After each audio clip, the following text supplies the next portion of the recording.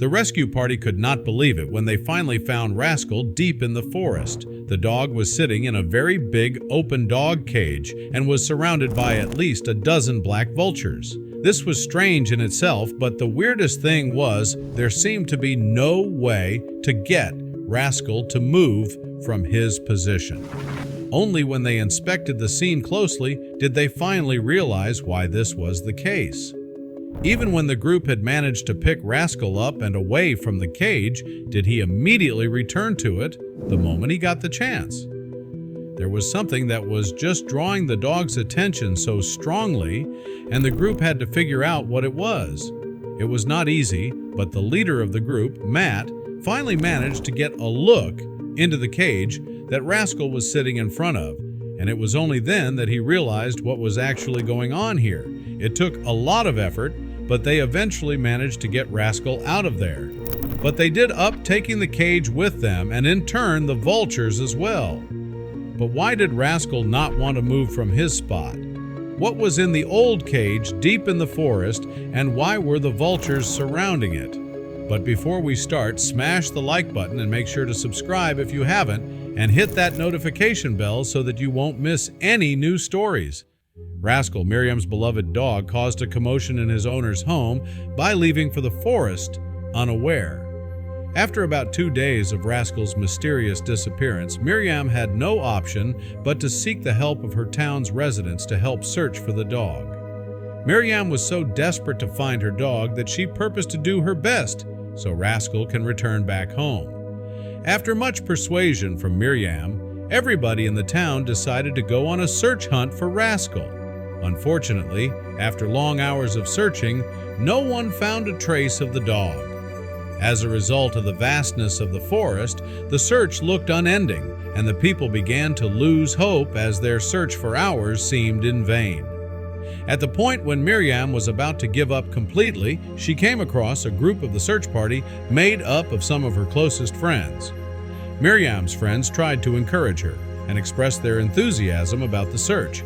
They reminded her that they had packed up supplies that would last them for at least a week. The search party kept up with the search.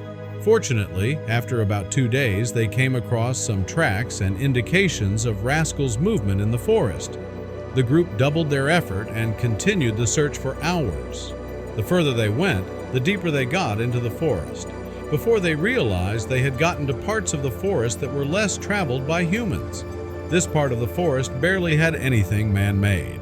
By the 3rd day of the search, the rescuers began to rethink their possibility of finding him.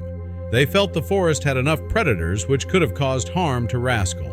On the same 3rd day of the search, the group got another indication they needed to know the next route to take.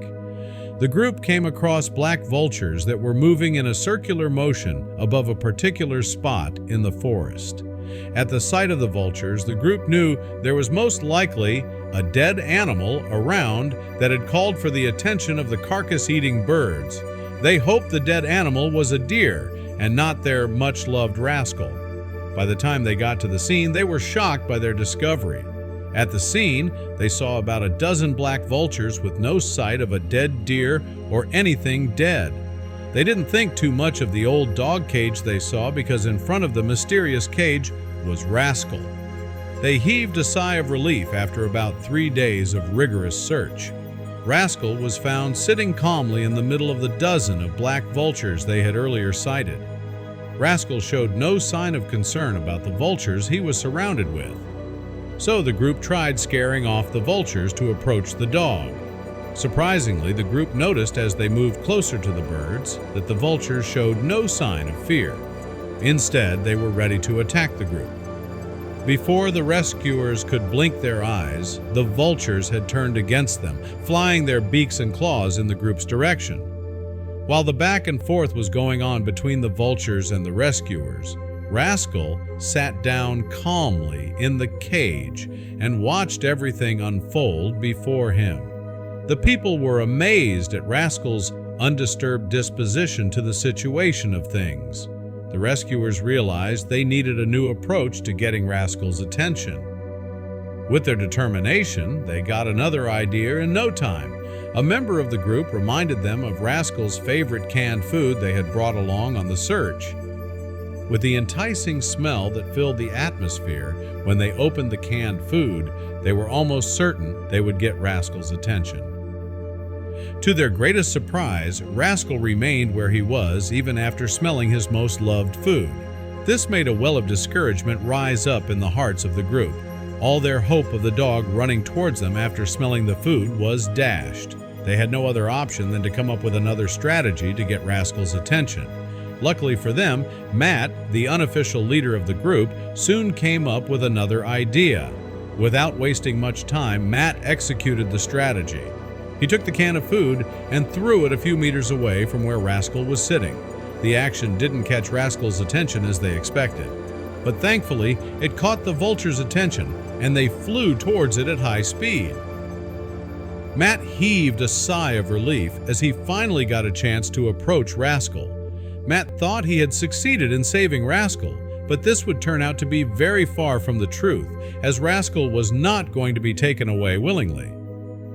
The dog became very aggressive and even tried to bite Matt's arm. In the end, help from 2 other men was needed to keep the dog calm. When they finally got it done, they already had something else to deal with. By this point, the Vultures had finished the cans of food and had noticed that Rascal was no longer in the cage anymore. The Vultures flew in a large swarm towards the group. They were screeching and seemingly ready to peck their eyes out if needed. In fact, there was no other option than to put Rascal on the ground. If they were to run with the aggressive Rascal, either the dog would escape or the Vultures would catch up to them really quickly. Before the birds had gotten to them, Matt decided to let go of Rascal. When the dog landed on the ground, it immediately ran back to the white cage and sat down in the exact same spot they found it. When Matt took a closer look, he saw that the Vultures weren't actually following them at all, but were gathering around the cage again. The group was stunned. What's so special about that cage that it attracted all those Vultures? Matt thought it would probably be better if they waited for a bit in the exact same spot they were right now. As night started to fall, Matt and the group decided to build a campfire. Since they had all had a very long day, they decided to take turns keeping watch. In this way, there was always someone who could keep an eye on Rascal and see if the Vultures would go away. Matt's prediction was right, and it wouldn't take long before Rascal would fall asleep. He'd crawled a little deeper into his cage and put his head down. The Vultures were a different story. Where Matt was right about the dog, he was wrong about the Vultures. The exact opposite happened. The Vultures just started to become more active at night. The only luck was that they didn't necessarily stay at the cage, but went a little higher up in the trees nearby. Matt thought they were most likely looking for food, but someone from the group said that Vultures don't hunt at night at all. It seemed like they were kind of losing interest in the cage and Rascal. Maybe because the dog was now asleep, or maybe because they were getting too tired themselves to stick around. Whatever it might be, it did present opportunities for the rescue operation. Matt and 1 other member of the group made sure they were ready for the perfect moment. They had 2 cans of food ready to toss a bit further from the cage so that they could clear a path between the Vultures and Rascal. When there were only a few Vultures remaining around the cage, they decided this was the best opportunity they were going to get. They opened the cans of food and tossed them on either side as far away from the cage as possible.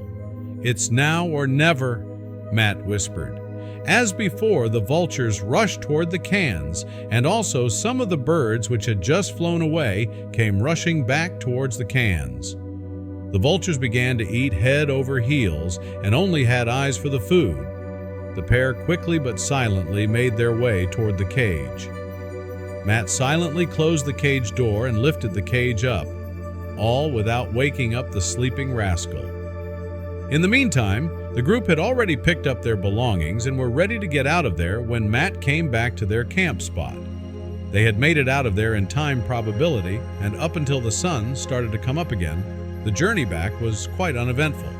With the sun peeking through the cage door, Rascal woke up and realized that something was happening. Now that it was light and they were away from all the vultures, they could finally get a good look at both Rascal and the cage. They took him out of the cage and inspected him for any wounds.